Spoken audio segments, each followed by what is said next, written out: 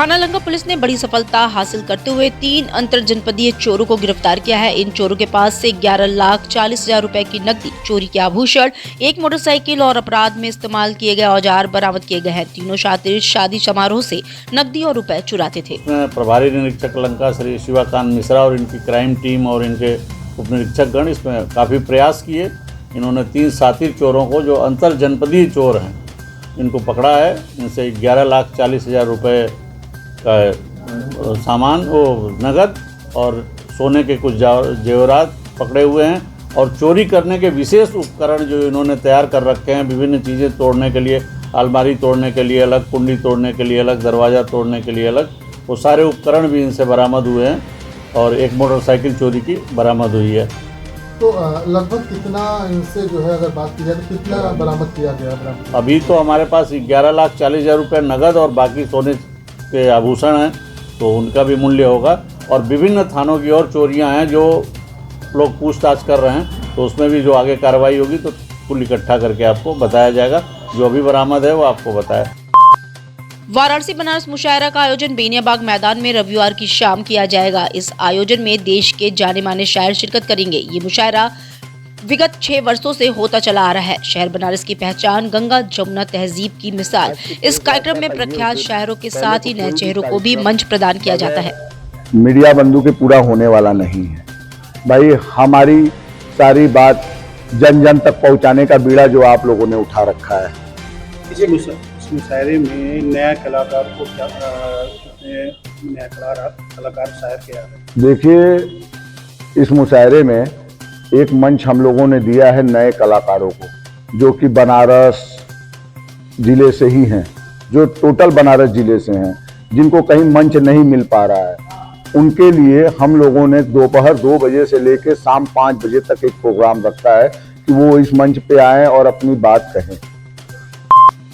नागरिक सुरक्षा वाराणसी स्थापना दिवस के सप्ताह व्यापी कार्यक्रम के अंतर्गत गुरुवार को चौक प्रखंड के स्वयंसेवकों ने प्लास्टिक उन्मूलन के खिलाफ जन जागरूकता रैली निकाली और लोगों को प्रेरित किया कि प्लास्टिक का प्रयोग न करें। स्वयंसेवकों ने पोस्टर के माध्यम से जागरूकता का संदेश दिया। प्लास्टिक प्रयोग करने वालों को कपड़े के झोले बांटे गए। आज नागरिक सुरक्षा चौक प्रखंड की ओर से स्थापना दिवस के शुभ अवसर पर 5 दिवसीय कार्यक्रम चल रहा है। उसी के अंतर्गत आज चौक प्रखंड ने प्लास्टिक मुक्त करने के लिए एक छोटी सी रैली निकाली, जागरूकता किया। नागरिक सुरक्षा चौक प्रखंड की ओर से पोस्ट नंबर 6, 4 सारे पोस्ट वार्डन लगे हुए हैं, ताकि महाकुंभ आ रहा है, महाकुंभ को देखते हुए दुकानदार जो है प्लास्टिक के थैले का प्रयोग ना करें, कपड़े के थैले का प्रयोग करें, जिससे कि माँ गंगा भी स्वच्छ रहेंगी और हमारा वाराणसी भी स्वच्छ रहेगा। इसको देखते हुए हम लोगों ने एक छोटी सी रैली निकाली और साथ ही कपड़े के झोले को भी वितरित किया।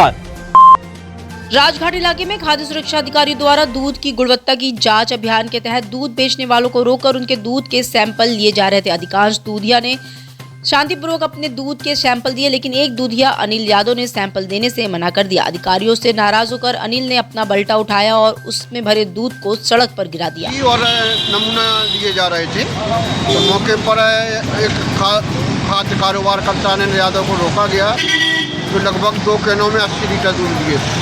नमूना जैसे संग्रह किया गया चारों बोतलों में, तो मौके पर ये भड़क गया और शीशियों से दूध गिराते हुए अपनी कैनों का दूध भी गिरा दिया, जो कि ज़मीन पर। और नमूना देने में बाधा उत्पन्न की, जिसके खिलाफ वैधानिक कार्रवाई नियमानुसार की जाएगी। सर, नमूना नहीं दे रहा था, इसकी वजह क्या हो सकती है? नमूना ना देना, या तो दूध में कोई गंभीर मिलावट हो सकती है, या नमूना ना देना, या कि इनका ये भी बाधा पहुंचा के अपना नमूना ना देने बचने का प्रयास करने का। किस तरीके के अपराध में ये गिना जाता है? ये प्रिवेंशन की श्रेणी में आता है, राजनीतिक कार्य में बाधा पहुंचाना, जिसमें सजा और जुर्माना दोनों है। इनके ऊपर किस तरीके की कार्रवाई की जा रही है? प्रिवेंशन का केस इनके ऊपर पंजीकृत किया जाएगा। हम शासन को मुख्यालय को भेजेंगे, वहाँ से स्वीकृत होने के बाद इनके ऊपर केस पंजीकृत किया जाएगा। काशी हिंदू विश्वविद्यालय के 104वें दीक्षांत समारोह में इस वर्ष 14,072 विद्यार्थियों को उपाधियां दी जाएंगी। इस समारोह को शनिवार को स्वतंत्रता भवन में आयोजित किया जाएगा, जो सुबह 9:30 बजे से शुरू होगा। इस दीक्षांत समारोह में कुल 544 पदक और पुरस्कार वितरित किए जाएंगे, जिनमें से 30 विद्यार्थियों को मंच पर पदक प्रदान किए जाएंगे। थोड़े नए मेडल हुए होंगे, पर मैं इस विषय में कोई आपको ऑथेंटिक जवाब नहीं दे पाऊंगा। कंट्रोलर साहब प्रकाश जा सकते हैं? कोई नया मेडल नहीं है, मेडल सारे वही पुराने। स्कॉलरशिप बढ़ी है, उसके बारे में बता दीजिए। वो डिटेल अभी तुरंत उपलब्ध नहीं है। स्कॉलरशिप के बारे में मैं कह सकता हूँ कि ज़्यादा से ज़्यादा स्कॉलरशिप हम इस्टेब्लिश कर सकें, और जैसे मैंने बताया लगभग 350 प्लस माइनस 10 हो सकती है नई स्कॉलरशिप पिछले 3 साल के लगभग दौरान में हमने यूनिवर्सिटी में एस्टेब्लिश किया। इस बार नए कुछ सिक्योरिटी फीचर डिग्रियों में ऐड किए गए हैं, वो क्या है, और क्या डिग्रियों में भी कुछ नई तरीके की डिजाइनिंग वगैरह हुई है? डिग्री जो इस साल बटेगी उसको और पिछले साल की डिग्री में बहुत फ़र्क है। कागज़ में फ़र्क है, उसकी भाषा, उसकी डिज़ाइन और उसके सिक्योरिटी। शहर में यात्रियों की सुविधा और सार्वजनिक परिवहन को सुदृढ़ करने के उद्देश्य से आधुनिक बस शेल्टर का निर्माण कराया जाएगा। इसकी योजना पर नगर निगम और वाराणसी विकास प्राधिकरण ने कदम उठाया है। विकास प्राधिकरण उपाध्यक्ष पुलकित गर्ग और नगर आयुक्त अक्षत वर्मा ने संयुक्त रूप से चिन्हित स्थलों को निरीक्षण किया। इस दौरान अफसरों से जानकारी भी ली।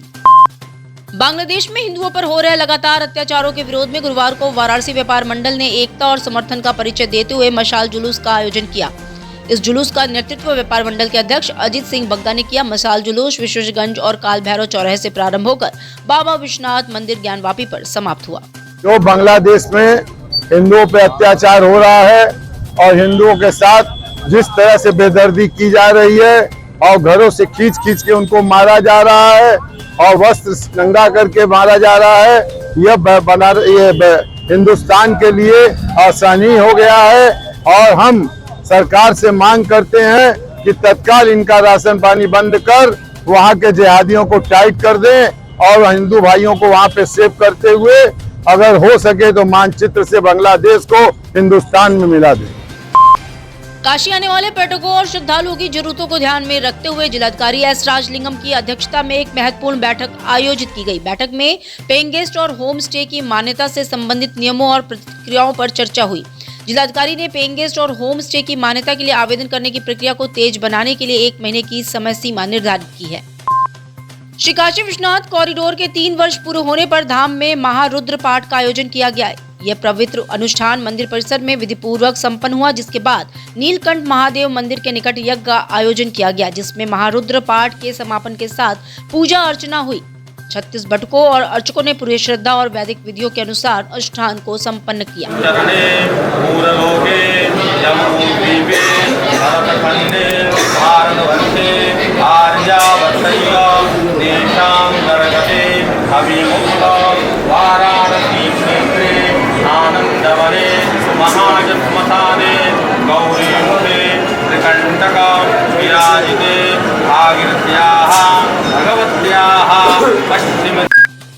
प्रधानमंत्री नरेंद्र मोदी 13 दिसंबर को महाकुंभ का औपचारिक शुभारंभ करेंगे। प्रयागराज महाकुंभ कई मायनों में खास होगा। काशी के 10 लाख रंग बिरंगे पौधों और फूलों से प्रयागराज के कोने कोने की साज सज्जा की जाएगी। प्रयागराज की तरफ जाने वाली सड़कों, एयरपोर्ट और रेलवे स्टेशन मार्ग के साथ ही चौराहे और महाकुंभ इलाके में जगह जगह इन फूलों से सजावट की जाएगी। इस समय फूलों का जाड़ा जैसे कहते हैं, ठंड में फूलों का पूरा रहता है, तो इसमें कम से कम जो है 10 लाख पौधे जो है सीजनल फ्लावर के लगेंगे।